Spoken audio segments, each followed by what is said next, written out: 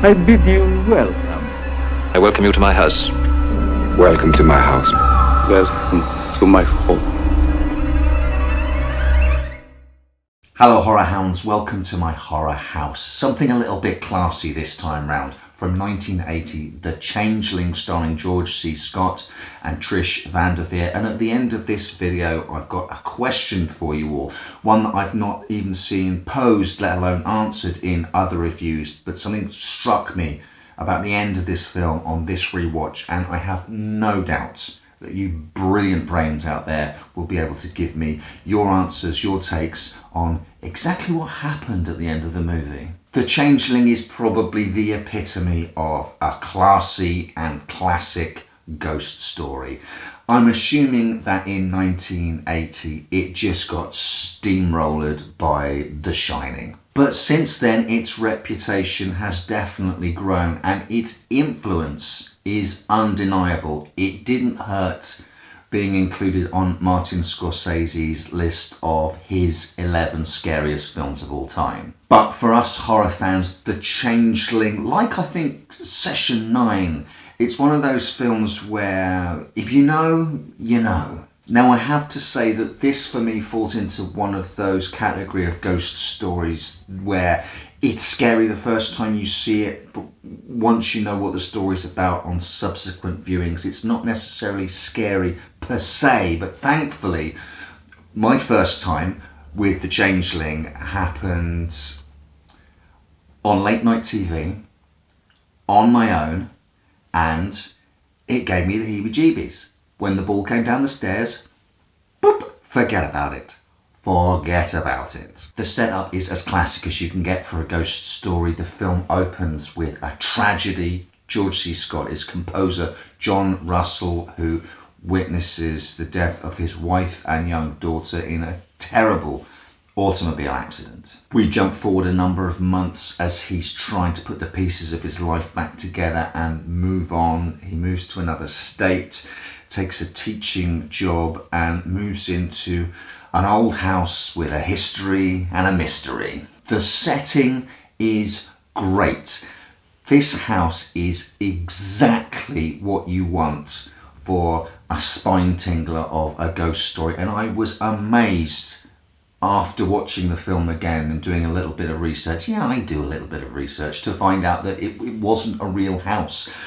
The front of the house was a Victorian Gothic facade put over an existing building. Whoever built that and weathered that, bravo. And the interiors were a set of interconnected sets. So the craftsmanship and artistry that went into building the location, the setting for this ghost story is top notch. We learned that the house has had a history of problems. As one of the locals puts it, it doesn't want people living in it. But that's actually not quite the case, and it's Russell's unique situation that lets him see past the veneer of these strange incidents and occurrences and suggestion of the supernatural, and it gives him a dogged perseverance that had driven previous occupants of the house to flee. Firstly, there's his own personal loss, and once he starts getting even the merest suggestion as a pragmatic man that something supernatural, otherworldly from beyond the veil might be going on, would you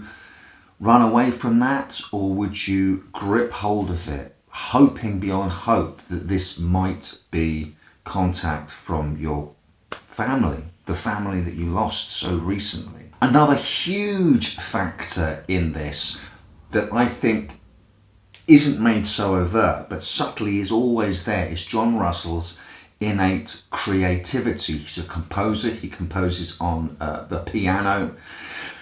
This opens the doors to a wonderful score for this film, and the use of piano weaving all the way through it. Sometimes it's John playing on the piano, sometimes it's the score.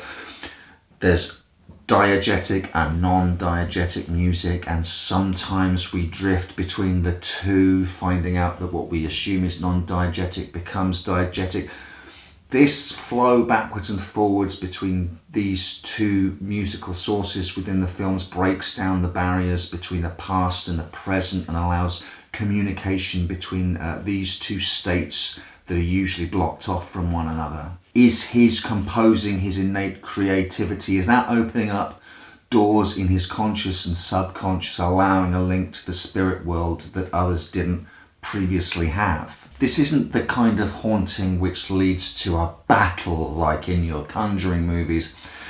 It's a haunting which brings about an investigation, and Russell is helped by Claire Norman, who's a lady from the local historical society who actually suggested that this is the building he move into. Claire Norman is played by Trish Van Devere, who I recognised from the Columbo episode, Make Me a Perfect Murder. I'm always happy to see a Columbo alumni appear on my screen. I thought she was fab in that episode. I think she's great here. I didn't realise until I did a bit of research. I know, I do a bit of research. I didn't realise, silly old me, that she and George C. Scott were married, which makes perfect sense. I love their relationship in this film. Let me tell you, it's so subtle, but it's adult. Bearing in mind the situation, it's just such a relief to see two adults who happen to be a man and a woman relating to one another. And yes, there are perhaps the tiniest green shoots, the possible merest hints of a future possible relationship. The little signs, the tiny little signs I get from both of them suggest that she is maybe keener than he. But for a man who's still deep within his grief, I'm so grateful that they didn't try and push any kind of romantic angle into putting this man and this woman in this situation together. It's just two adults being adult with one another. And it's amazing, even 40 years later, how refreshing that seems. People who've seen The Changeling and have had it scare the bejesus out of them will remember certain key scenes. I've already mentioned the ball bouncing down the stairs twice. The wheelchair, that gave me the creeps as well. And you've got one of the best seance scenes in any ghost film I've ever seen. The score includes a piano note hitting like a heartbeat throughout, slowly upping the urgency. The monotone of the medium as she asks her questions, and the sort of background shush of her pencil as it scrabbles across page after page while she's doing her automatic writing. The payoff at the end is when the audio tape is played back and the voice of the ghost is on it. Oh, it's just so good. And so much of what's going on is on George C. Scott's face. You can see him at the seance. He's kind of not up for it. You can see him being won over. You can see the grief. There's a moment in the film where he's in bed, he's woken up, it's a new day, and he's openly weeping. He's still deep within the guts of his grief when he's doing his investigations, when he's looking around the house and he's on his own. It's all on his face. And when you get a face like George C. Scott's, oh, I could watch it all day. The Changeling has clearly influenced films like The Orphanage. It was an avowed influence, made explicit by the director of The Others. Watching it again, I was amazed at the parallels between The Changeling and Ringu, the original Ring. You have a supernatural situation which leads to a detective story where clues are to be found on a recording device. We have our investigators going back through old newspaper records, trying to identify a murder victim, the discovery of a well hidden beneath a building which was placed on top of it, digging down into that well to retrieve a body, and then in the final payoff, the act of finding the body not being the thing that ends the curse or the haunting. So while The Changeling doesn't scare me anymore, it's an absolute pleasure to watch a grown-up ghost story made by grown-ups, put together so well. It doesn't reinvent the wheel, but it has seeded so many other cinematic ghost stories that come after it. I swear if The Shining didn't also feature a mysterious ball being rolled from out of frame towards our protagonist, I would say that The Changeling would be the source of the creepy ghost ball in all of horror cinema. But one final spectral event which passed me by on previous viewings and sort of struck me like a bell upon this recent rewatch is the strange mystery posed at the very end of the film. Russell confronts the senator who is the changeling of the title, and as he sees the medallion that's been brought up from the well, he's clearly sort of being mesmerized by it and shown the past, the truth of the past, in the same way that Russell had previously. Russell and Claire Norman had returned to the house by this point. The ghost is running amok.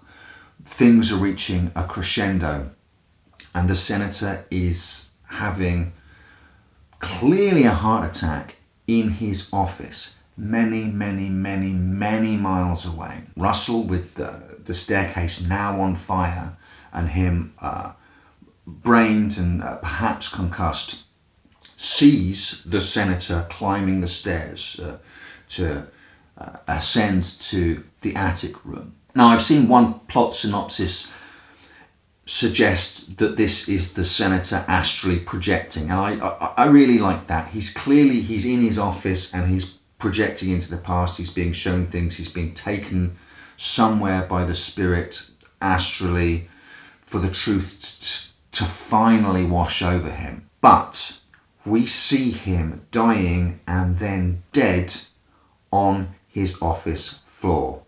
And then later on in the night, once the fire is under control and emergency personnel are around the remains of the house, we see a burnt body being removed from the house. Whose body is that? Do you think that the senator, once dead, has physically been moved supernaturally from his office into the burning house?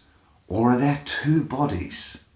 Please let me know what your thoughts are on this strange little conundrum posed without comment at the very end of this classy ghost story.